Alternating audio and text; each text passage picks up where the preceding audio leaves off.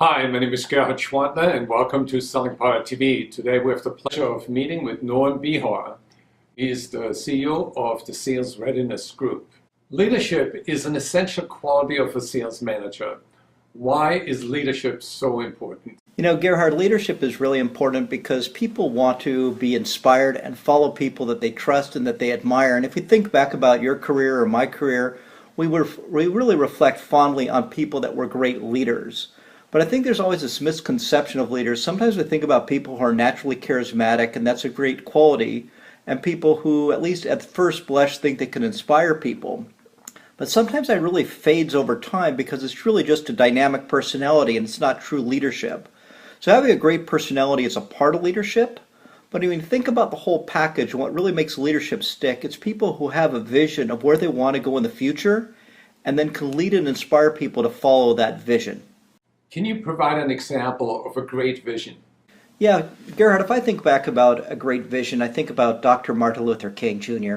and the I Have a Dream speech, because a dream really tells someone where they're going with the vision. It's very inspirational, and it was that inspiration that really led to the civil rights movement in the United States.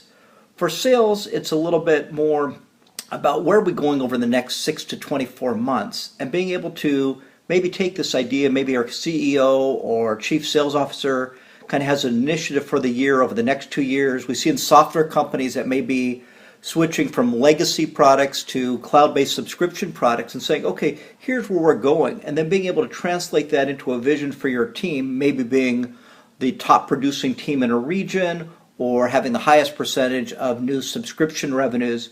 So those would be the examples of dreams that you might have for a sales team.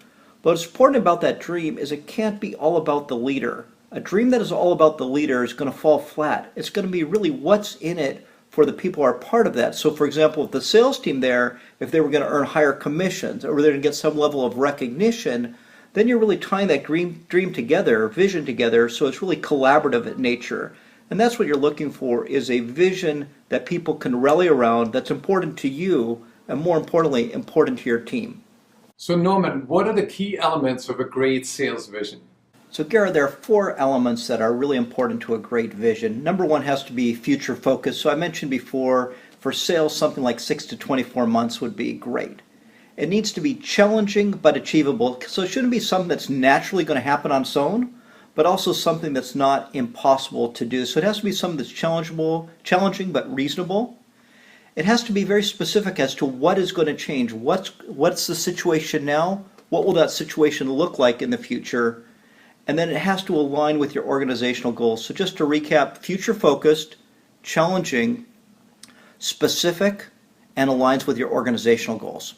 So you communicated the vision. What's next? So after you've communicated the vision, you really need to translate that vision into goals. So imagine you're driving from Seattle to New York City. There are going to be milestones along the way. You're not just magically going to be one day in Seattle and the next day in New York. You may be going to Des Moines, Iowa, and then over to Chicago, Illinois, and then eventually over to New York. You need to have those same type of goals. And goals are really very specific, measurable outcomes that kind of take you from where you are today to where you want to be in the future. As example, going back to our subscription sales examples, you may say by this date we want 50% of the deals in our pipeline to be subscription deals. So that would be very specific. 50% of the deals in your pipeline going forward would be subscription revenue deals by a certain date and time. So again, specific and time bound would be the 2 key elements. A lot of managers set goals, but sometimes they are not able to meet those goals. Why? Well, I think goals, inherently in goals, some goals are more achievable than others. So I think you want to set goals that are achievable. And I think like the vision themselves, they should be challenging. But if you really think about why people may not achieve a goal, it's because they really didn't necessarily have the tools they needed to achieve the goal. As it relates to a sales vision and those goals, I really think about strategies. So saying that half of our deals are going to be subscription-based deals over the next 6 months is a goal. How we're going to accomplish that? Are we going to have an upgrade path for our current customers? Are we going to have a promotion maybe for customers who are currently working with our competitors? Those are specific strategies. This is also an excellent opportunity to get input from your team and really to collaborate. So to the extent you can get buy-in and have specific strategies, then you have strategies that tie to those goals And more importantly, or I guess equally importantly, your team is a part of setting that strategy going forward. So how can you make sure that those strategies get implemented? So Gerhard, implementation, it's always the most challenging step. But if you think about kind of our model here, we've set a vision, we've translated that vision into goals, we now have specific strategies, and now you're asking about implementing those strategies. And the fourth element is really tactics.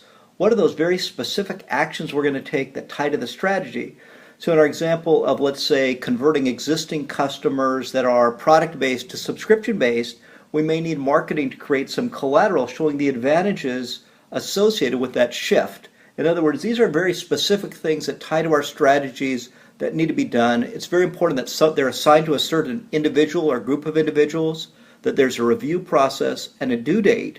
But those are actually the tactics, and I think that tactics sometimes are seen as somewhat mundane, but that's what really allows for implementation. That gets back to my comment earlier. There are sometimes these great visionaries and they have these very lofty visions, but if they can't back those up with goals, strategies, and tactics, then it sometimes falls apart. And actually, it goes from being a motivator to being a demotivator. Does that mean you need to fully achieve your vision? No. But I think if you're going to have the best opportunity, you can at least apply these best practices. And that's really our approach to leadership. So Norman, can you recap for us what great leaders should do? First and foremost, Gerhard, the great leaders should be authentic. They really need to be who they are, because that's really what establishes trust, and it comes across as very authentic. Then once they are comfortable with their own style, not trying to adopt someone else's style, they really need to think about, okay, what is the vision? Is it future focused, looking out 6 to 24 months? Is it relevant to me? And more importantly, is it relevant to the people that I'm leading? Can I translate that vision into concrete goals that everyone can understand and buy into, that are measurable, actionable, time-bound? Then translate those goals into specific strategies. So the third element is about strategies. How are we going to accomplish these goals?